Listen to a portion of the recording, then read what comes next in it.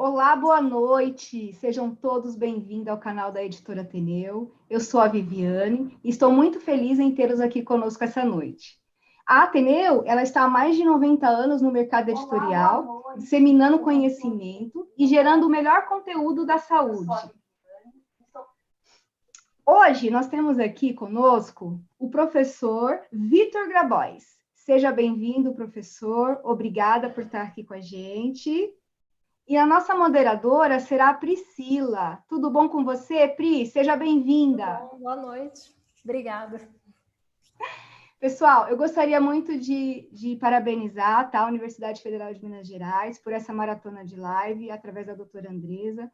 Obrigada de coração a todos. Essa parceria, sim, tem sido um grande sucesso. Tá? Você que ainda não participa das nossas lives, por favor, participe. Se você ainda não se inscreveu em nosso canal, inscreva-se, faça parte desse time que traz todos os dias, 3 vezes na semana, na verdade, né? É conteúdo totalmente atualizado e concreto para vocês, tá? A Universidade Federal de Minas Gerais, juntamente com alguns professores, eles criaram um curso de manejo clínico da Covid-19. A Pri daqui a pouco fala para vocês sobre ele, tá? Esse curso também tem um material super didático, que é um e-book, que é o e-book que leva o nome do curso sobre Covid, que você consegue adquirir no site da Editora Ateneu, tá? Na nossa descrição abaixo, nós temos o link para o curso do manejo da UFMG e também para você ter acesso ao e-book e aos nossos podcasts, porque os nossos podcasts são todos em cima das lives que nós fazemos aqui, tá bom? Professor, muito obrigada. Priscila, obrigada por vocês estarem aqui. E agora eu vou deixar com você, Pri, nossa moderadora de hoje. Obrigada. Bom, continuando sobre o curso do manejo, gostaria de avisar que as inscrições elas continuam abertas e as vagas elas vão ser ofertadas até quando houver procura pelo curso.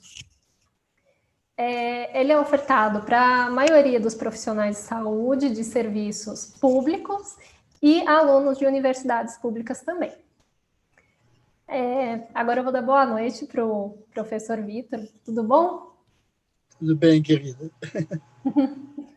E agora eu vou falar um pouco sobre o currículo do Dr. Vitor, né? Ele é médico, graduado pela UFRJ, com mestrado pelo Instituto de Medicina Social da UERJ, especialização em gestão hospitalar pela Escola Nacional de Saúde Pública na França, doutorando em saúde pública pela Fiocruz, coordenador executivo do Centro Colaborador para a Qualidade do Cuidado e Segurança do Paciente para Proqualis Fiocruz e presidente da Sobrasp. Então, boa noite de novo, né? Eu vou pedir para você, primeiramente, começar contextualizando para a gente segurança do paciente. Ok. Bom, primeiro, antes de tudo, quero muito agradecer ao convite da Editora Ateneu, ao convite também, eu agradeço a Priscila, que está aqui conosco, e a professora Andresa, lá da UFMG, e em torno da questão do curso de manejo clínico, né, da Covid-19, que também é uma grande iniciativa e que também tem contado com o apoio tanto da Sobrasp quanto do Proqualis. Então, primeira coisa, antes de tudo, dizer do meu prazer de estar com vocês, é minha honra também. Bom, é interessante a questão da segurança do paciente, porque a gente só fala de Covid, né? E tem de falar mesmo, porque o problema é muito sério e a gente conhece ainda muito pouco. Mas acho que o fato mais importante de ser afirmado hoje é que os problemas ligados à segurança do paciente, né?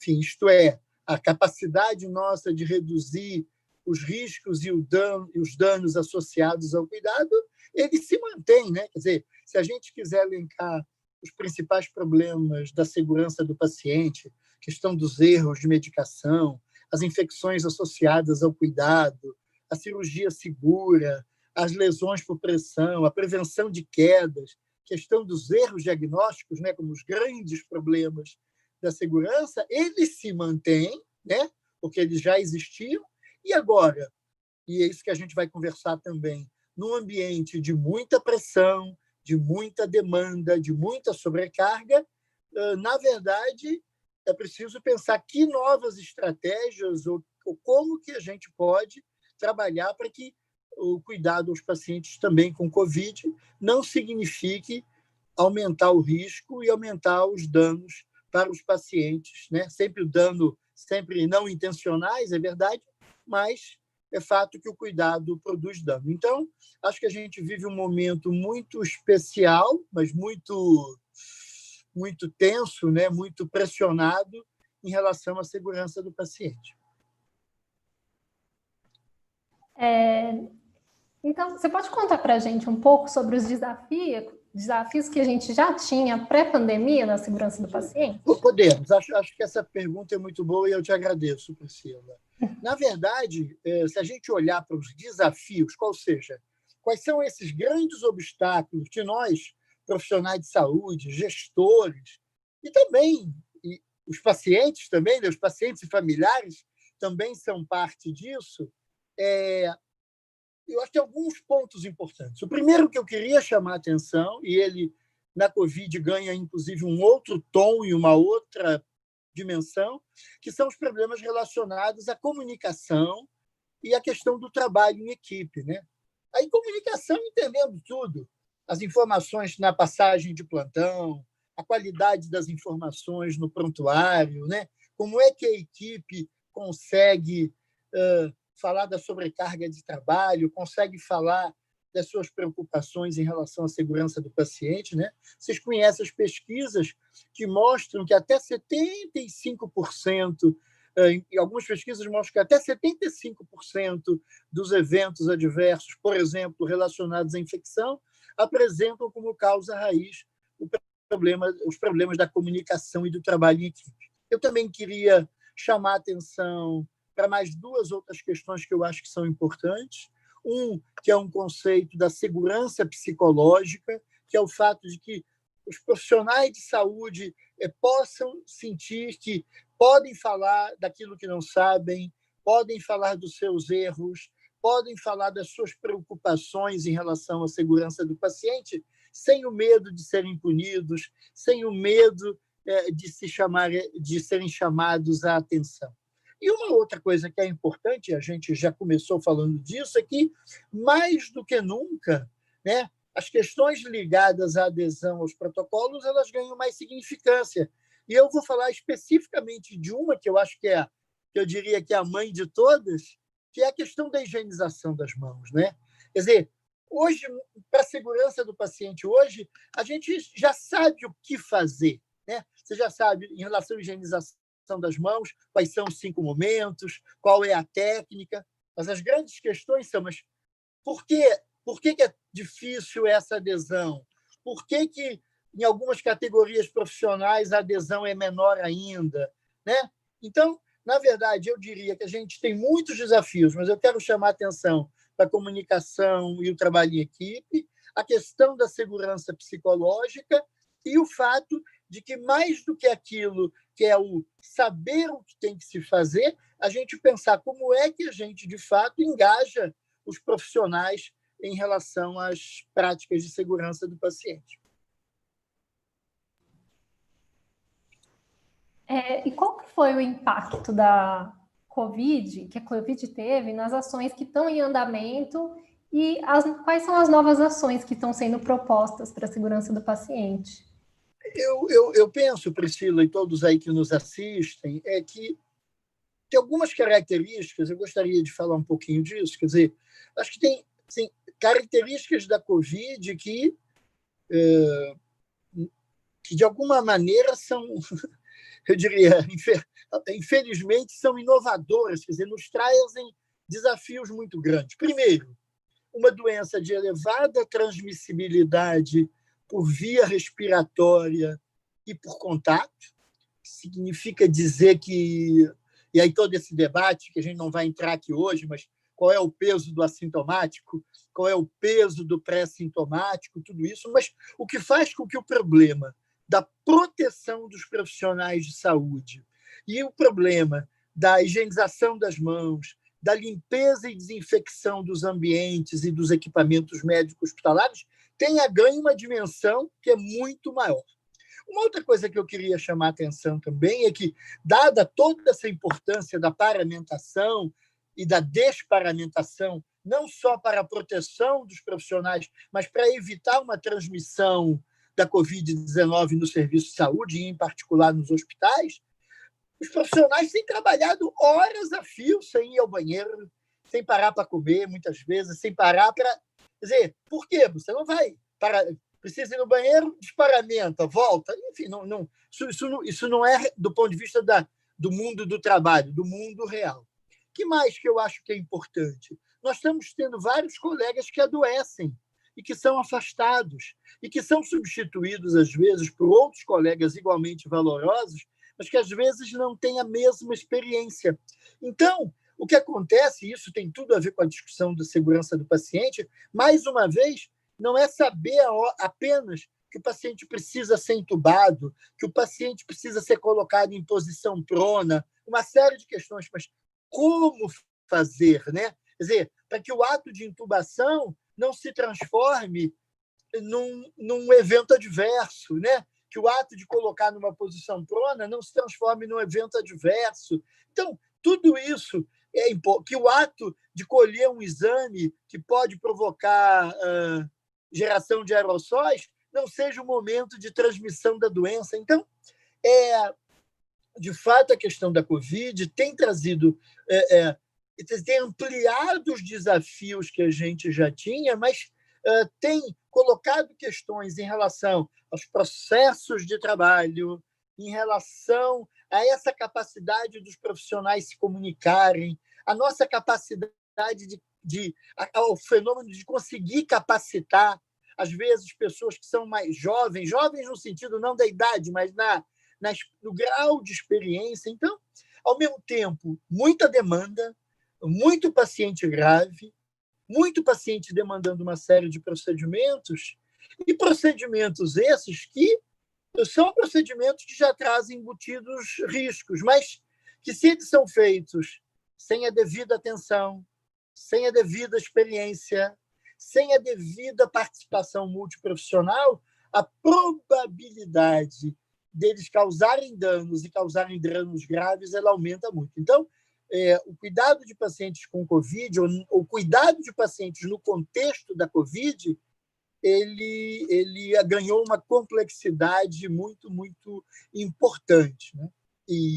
Enfim, e aí a pergunta é um pouco quer dizer, do que se pode pensar e se pode fazer. Eu vou tentar aqui, Priscila, ver se eu consigo compartilhar. Não, mas eu não estou... Peraí, não. É porque eu não estou no computador, não vou. Mas eu vou comentar com vocês uma coisa importante, que é a gente pensar que nós temos alguns elementos presentes quando a gente pensa o trabalho, né?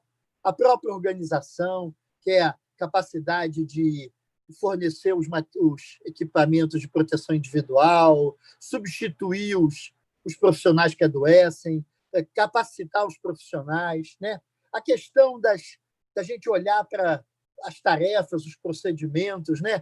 Quer dizer, talvez entubar antes da Covid era uma coisa. O significado hoje de entubar na Covid, um paciente com Covid, é outra realidade, né? Quer dizer, se torna um processo.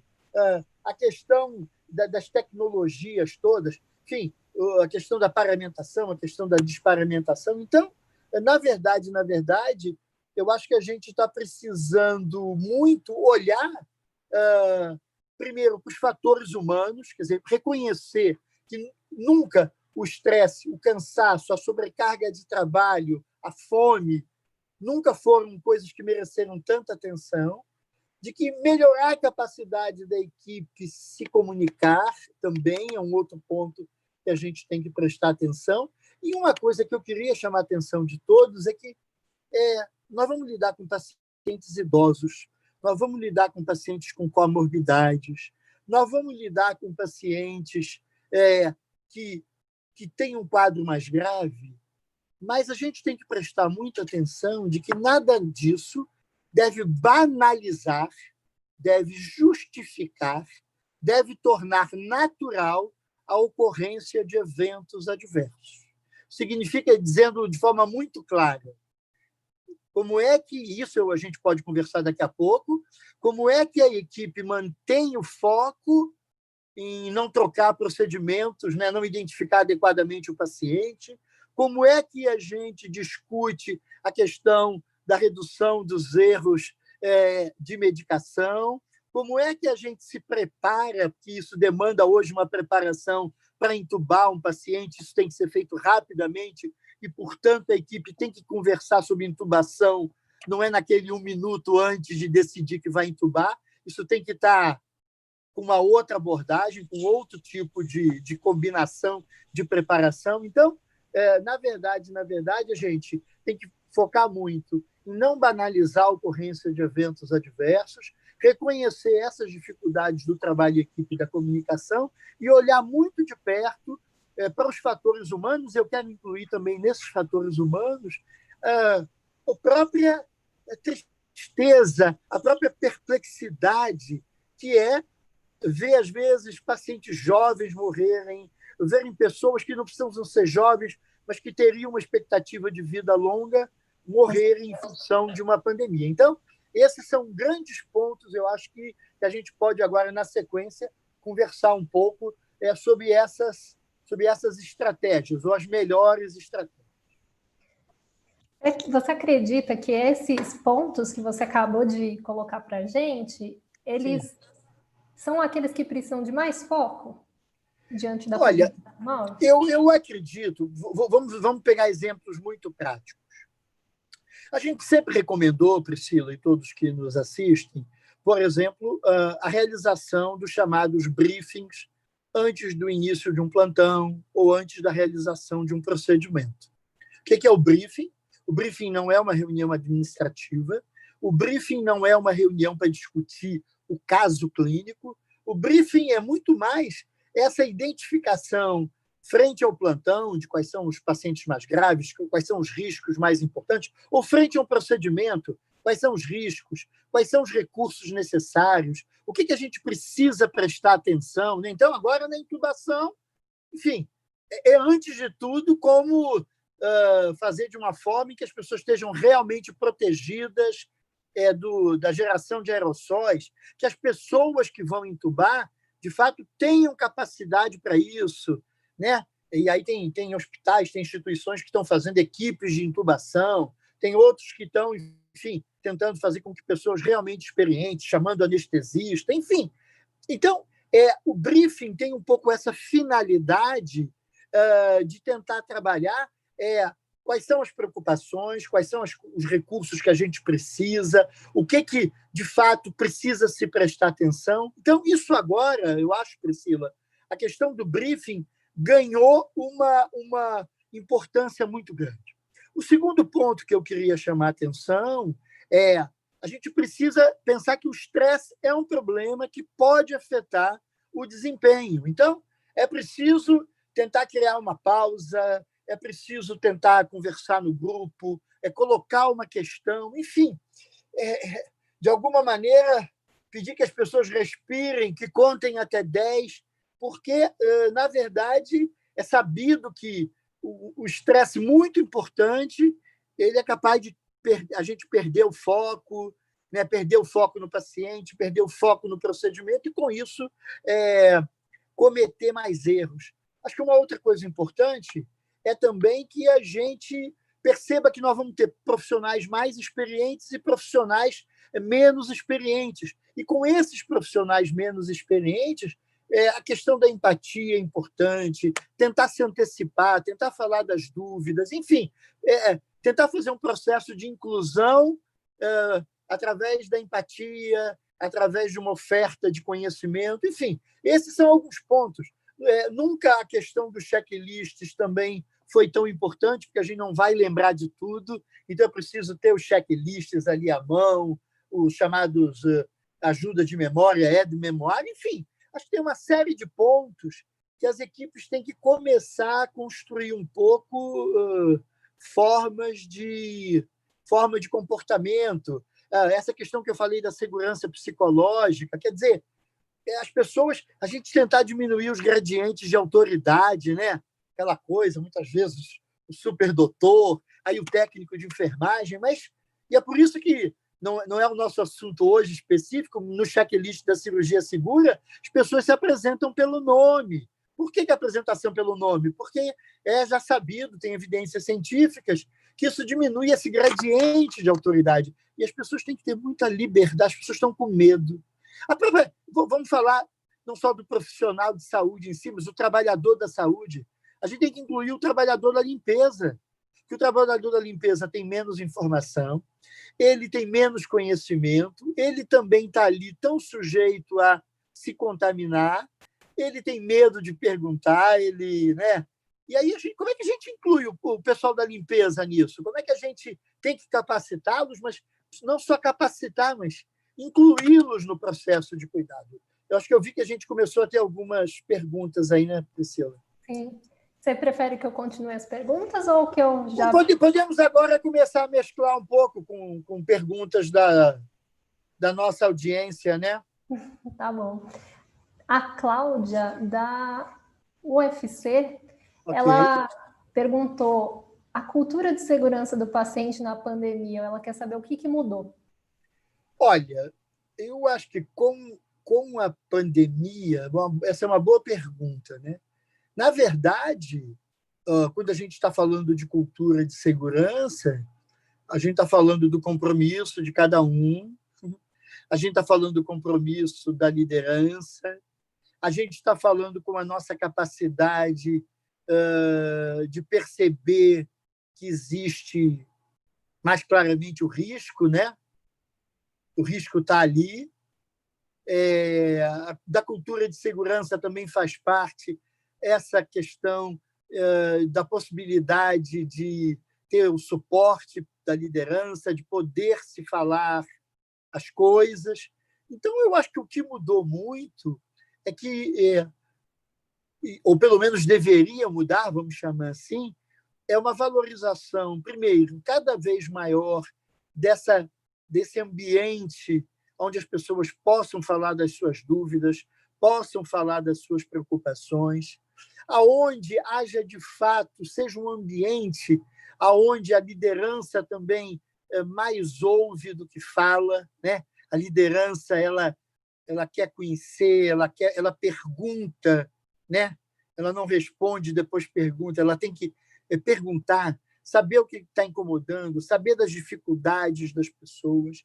E acho também que é um momento em que todos nós, profissionais de saúde, de fato, a gente também não tergiversar sobre o fato de que os perigos existem e se a gente, de fato, né, eu vou voltar novamente à discussão da higienização das mãos, né?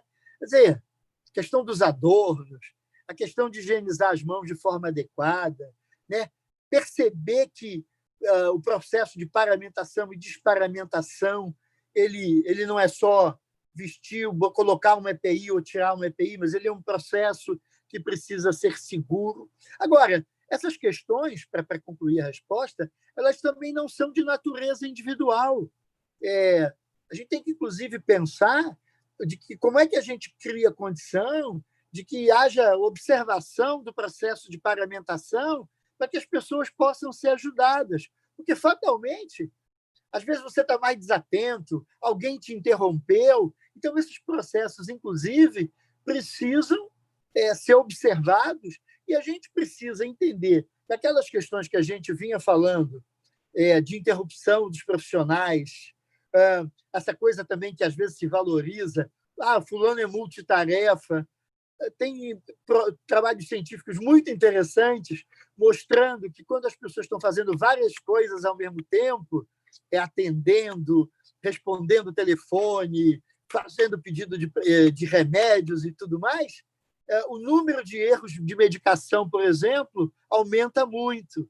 Então, na verdade, um momento, não é uma questão de mais cultura de segurança ou menos cultura, mas é muito mais da gente perceber que tem algumas questões chaves que elas agora ganharam uma relevância muito grande, maior ainda, e precisam da atenção de todo mundo, né? A gente tem mais uma pergunta da Cláudia. Sim. Ela perguntou como que a gente faz para implementar todas essas ferramentas para a segurança do paciente nos hospitais de campanha. Porque a equipe é nova, os fluxos, eles estão sendo construídos, as pessoas são de diversos serviços, né?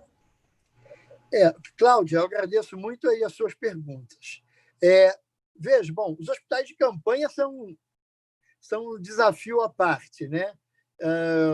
Em vários estados, é possível que eles tenham assumido uma conformação, uma configuração de leitos diferentes.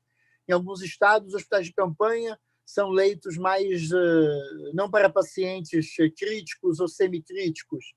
Em outros, eles têm leitos normais e leitos de terapia intensiva. Não, eu acho que é um enorme desafio, porque é um desafio de, em tempo muito curto, constituir equipes, qualificar essas equipes, providenciar o material, né, providenciar os protocolos, criar fluxos. E isso chama um pouco a atenção da gente. Nós não temos tempo aqui para desenvolver isso tanto, mas eu queria comentar de que nós acabamos de publicar no site da Sobrasp um material muito interessante sobre o plano de enfrentamento de pandemias em hospitais. E é isso, na verdade,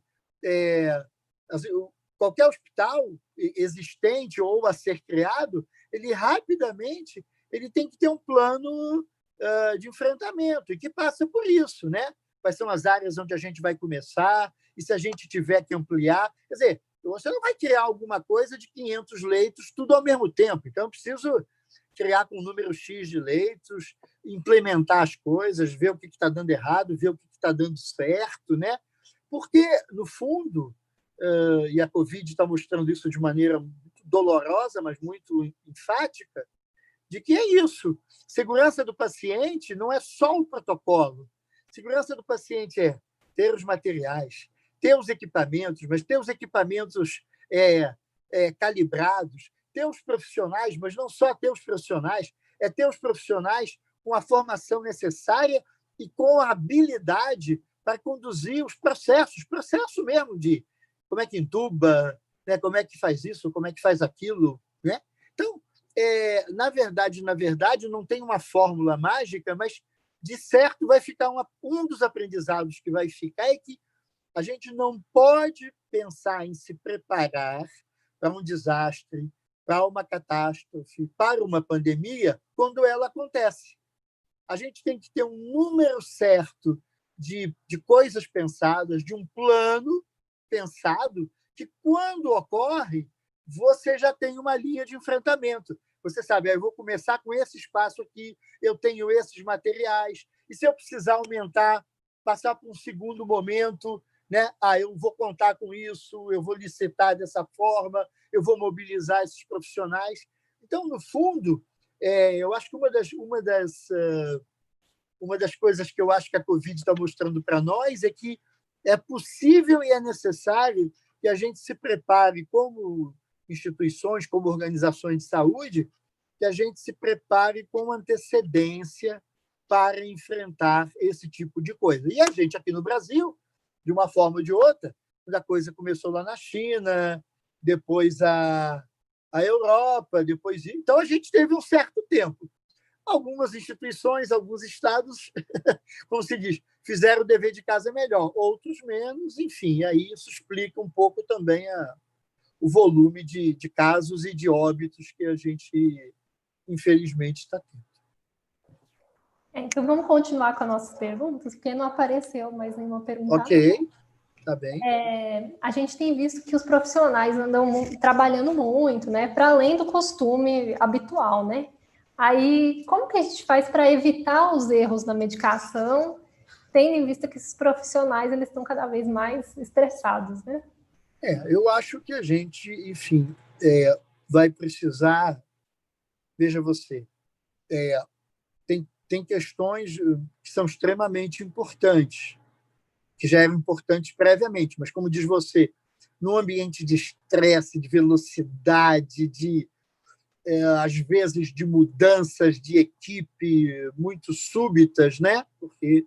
Então, vamos pegar alguns tópicos. Por exemplo, a questão da utilização de medicamentos de alta vigilância. Quer dizer, mais do que nunca, é importante a segregação desses materiais, a identificação deles, inclusive com uma identificação de quais são os riscos que estão vinculados ao seu uso de forma não adequada, né? A questão de quem pode manusear esse tipo de material. Então, se isso já era importante, agora ganhou mais importância ainda. A questão dos medicamentos, né? Enfim, com som parecido, né? com nome parecido, né? Enfim, são iguais ou o som é semelhante, né? De buscar formas de identificação também em que as pessoas não troquem, os nomes às vezes são muito adequados, né? As questões relacionadas também, hoje a gente também enfrenta isso, né? Cada paciente faz não sei quantas medicações, então é preciso que esse processo de definição de doses, de definição de vias, de aprazamento, ele tem que ser um processo também que não seja aquela coisa de confiar na memória, né? Então, nunca foram tão importantes os sistemas de prescrição eletrônica, nunca foram tão importantes o acesso a bases de dados que possam nos dizer quais são as doses adequadas, quais são as vias adequadas, enfim. Você falou da palavra estresse. Quando a gente está estressado, a primeira coisa que às vezes vai embora é a memória, né? Ou a memória ou o foco, ou os dois. Então, é preciso que a gente reconheça que esses fatores humanos são muito importantes e que a gente tenha sistemas e organização de processos que não facilitem. Todo mundo conhece já de que, quando ocorre um evento adverso, esse evento adverso ele é uma combinação dos chamados condições, das condições ali ativas, as falhas ativas de um profissional, combinado com o que a gente chama de condições latentes. Quer dizer, evidentemente que no momento de estresse, no momento de muita angústia, de tudo, a tendência das vezes a gente... Se um cloreto de potássio está do lado do cloreto de sódio, a chance de...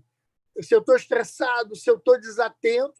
Então, evidentemente que mais do que nunca é importante que o cloreto de potássio esteja num outro local específico desse tipo de medicação, que tenha uma identificação, que é fundamentalmente uma identificação, não é o problema da cor, é o problema de identificá-lo como uma medicação potencialmente perigosa e quais são as consequências. É preciso dizer, essa medicação pode produzir arritmia cardíaca, essa medicação pode produzir sangramento abundante. Então, enfim, eu acho que a questão dos erros de medicação... Agora, tudo começa com o fato de que, e aí a gente volta talvez para o início da nossa conversa, que é preciso que a gente reconheça que os principais problemas ligados à segurança do paciente, eles se mantêm. Bom, a gente pode falar que a cirurgia segura talvez tenha perdido um pouco de relevância, porque muitos hospitais deixaram ou reduziram muito a sua atividade cirúrgica. Mas as questões ligadas à prevenção de queda, as questões mesmo ligadas a lesões por pressão, hoje você fala em lesão por pressão já da face por causa da posição prona, as questões ligadas a infecções associadas ao cuidado, não só a transmissão da Covid dentro do hospital, mas a transmissão de outras condições infecciosas, enfim. Então, de fato, a gente... como diz, né, um olho no padre e o outro olho na missa. Quer dizer, um olho em tudo que diz respeito ao Covid, entendendo que isso traz uma ampliação muito importante dos perigos e riscos e que, portanto, aquelas coisas que já eram importantes em relação à segurança do paciente ganharam ainda mais relevância, né? E sobre a identificação desses pacientes, como que está sendo feita essa identificação? As pulseiras continuam as mesmas? Não, as pulseiras... Veja, Priscila e todos que nos ouvem e nos assistem. Não, as pulseiras, elas têm essa grande finalidade, né? A identificação do indivíduo. E o importante é porque isso a gente, inclusive, debate muito, que que às vezes até desse nome não ser o nome ideal, identificação correta do paciente.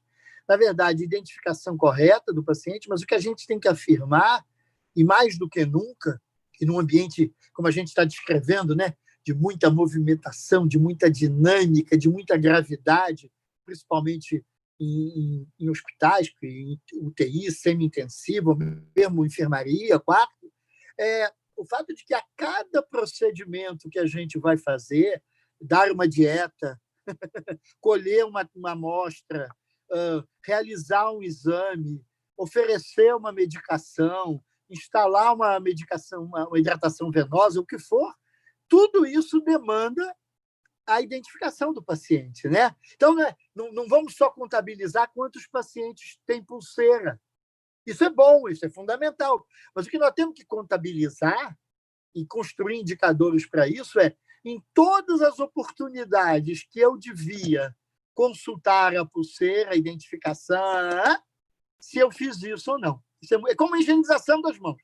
É trabalhar os momentos. Então, e também, claro, prestar muita atenção, que todo mundo de máscara, todo mundo disso, daquilo, nesses momentos que são meio críticos, né? Momento em que se resolve internar o paciente, ele sai da emergência e vai para a internação, quando ele vai fazer um exame, então está todo mundo circulando de máscara. Então, evidentemente que as transições de cuidado, além de tudo, passaram a ser momentos também muito críticos dessa coisa da identificação, quer dizer, de ter certeza que eu estou levando para fazer um exame o seu João da Silva de Deus, só que do lado dele tem o João da Silva de Jesus, né? Eu não posso levar Jesus, eu tenho que levar Deus. Enfim, então acho que isso é muito importante. Quer dizer, de fato, o que a gente precisa considerar, Priscila, e essas perguntas são muito boas, é de que tem muitas coisas que a gente já vinha afirmando, que já eram preocupações fundamentais para a segurança do paciente, mas que nesse clima, que nesse ambiente de muita preocupação com a contaminação, de um volume de pacientes demandando muita atenção, né? E pessoas, enfim, profissionais paramentados, horas a fio e tal, saindo às vezes de um plantão para o outro, de que, no fundo, a gente vai ter que construir esses mecanismos, e eu citei alguns, né? A questão do briefing é uma coisa importante, né? A questão dos huddles também, acho que é alguma coisa importante também de poder pensar, quer dizer, seja do ponto de vista de um setor do hospital, seja do ponto de vista do hospital todo, quer dizer, a ideia de que a gente ganhe uma consciência, né, chamada consciência situacional, a respeito de quais são os problemas mais importantes, quais são os recursos necessários, né? Quer dizer, evidentemente que a gente, sei lá, se de um dia para o outro o hospital perde alguns dos profissionais que são mais experientes, entre os médicos, entre os enfermeiros, entre os técnicos, como é que a gente lida com isso? Essas coisas todas precisam ser conversadas, precisam ser trabalhadas, né? Seja do ponto de vista da alta gestão, seja do ponto de vista de cada setor. A gente criar condições também de poder se antecipar, né? Consciência situacional dos problemas e, de alguma forma, tentar, entre aspas, prevenir ou prever o que não é tão previsível, mas que a gente, de qualquer maneira, tem que fazer um tanto desse esforço aí. Então, as nossas perguntas acabaram, mas Okay. Aí eu queria ver se você quer acrescentar mais alguma coisa. Sim. Não, o que eu acho importante, né, ainda nessa discussão também, é que, por mais que todo mundo, eu acho que, sim, termine seus plantões cansados, ou termine, às vezes, um procedimento, né? Então, como a gente estava comentando, né, o procedimento de intubação deixa de ser uma tarefa e passa a ser um verdadeiro processo. Uma das coisas também importantes é que a questão também do chamado debriefing, né? O que é o debriefing? O debriefing é, ao final de um plantão, ao final de um procedimento, a mesma coisa, juntar a equipe rapidamente para tentar ver o que a gente aprendeu, o que deu certo, né? Que tipo de recurso faltou, que tipo de risco que a gente não se antecipou enfim. Então, tudo isso também eu acho que é um outro elemento. Quer dizer, botar a equipe mais em funcionamento, seja do ponto de vista do briefing, do debriefing, a questão dos hurdles, acho que tem uma série de mecanismos, né, que a gente precisa e pensar muito nessa lógica de que a gente precisa incluir todo mundo. Não basta só olhar para o médico, só olhar para o enfermeiro, para o físio ou para o técnico, né?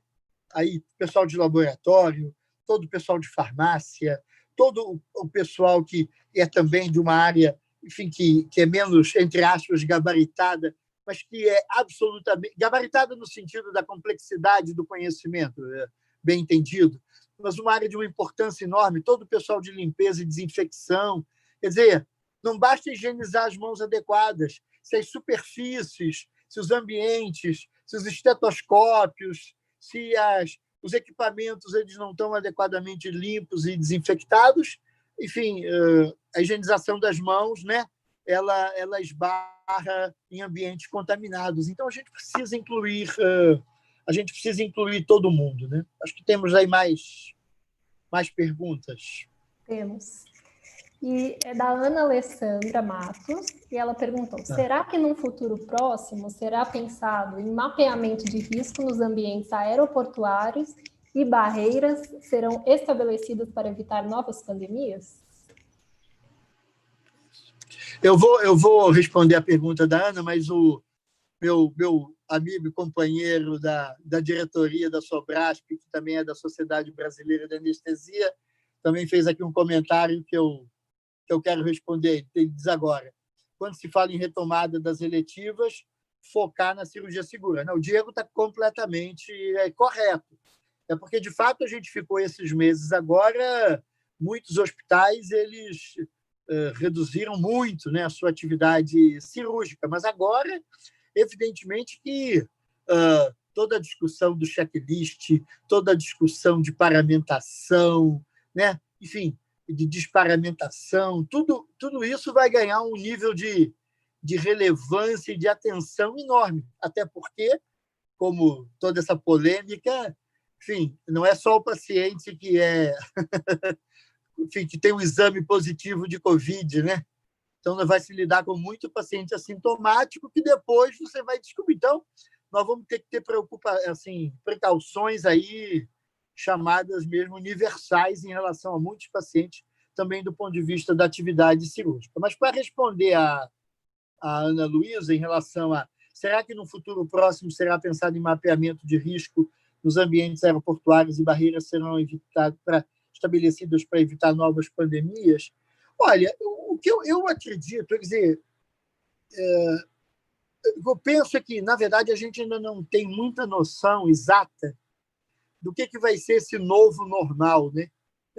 Chamado novo normal. Ontem eu vi na televisão uma matéria mostrando que o aeroporto de Congonhas, em São Paulo, agora no mês de abril, tinha tido 7.000 e poucos passageiros, uma coisa, enfim, ínfima.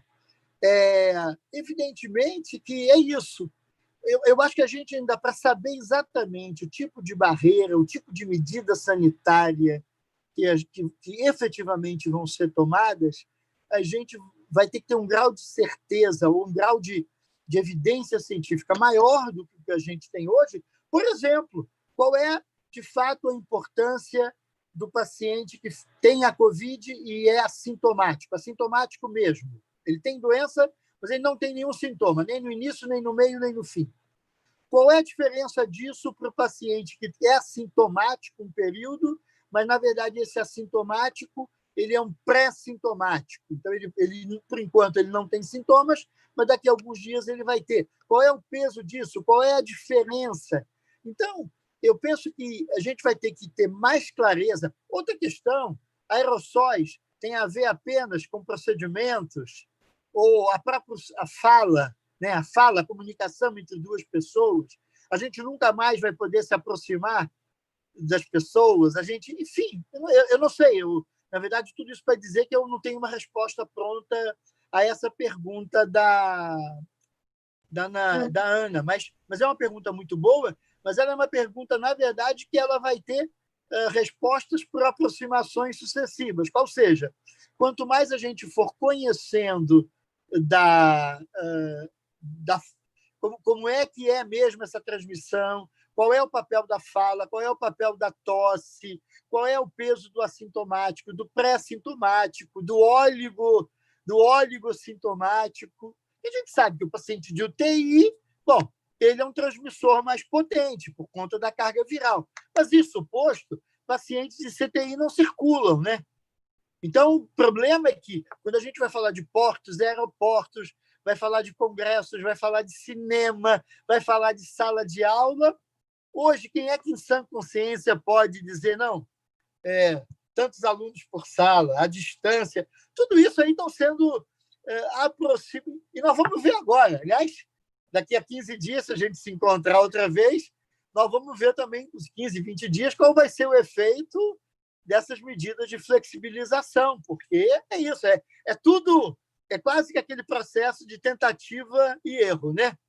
Você não tem muita evidência e você vai,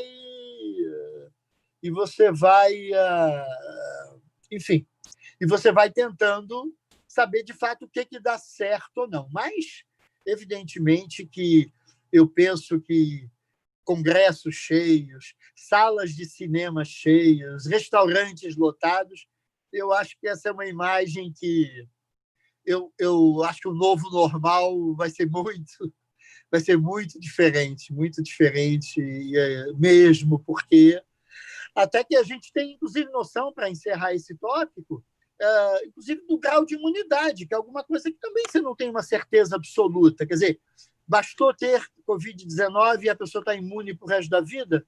Não se sabe isso. É uma imunidade, para alguns é maior do que para outros, ela leva 1 ano, ela vai levar 2, ela vai levar 10, vai levar 50. A gente não sabe. A gente, efetivamente, em relação ao Covid-19, é melhor a ideia de só sei que nada sei, ou pelo menos só sei que sei muito pouco.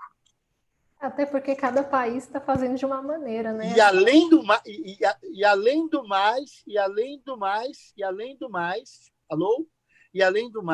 isso.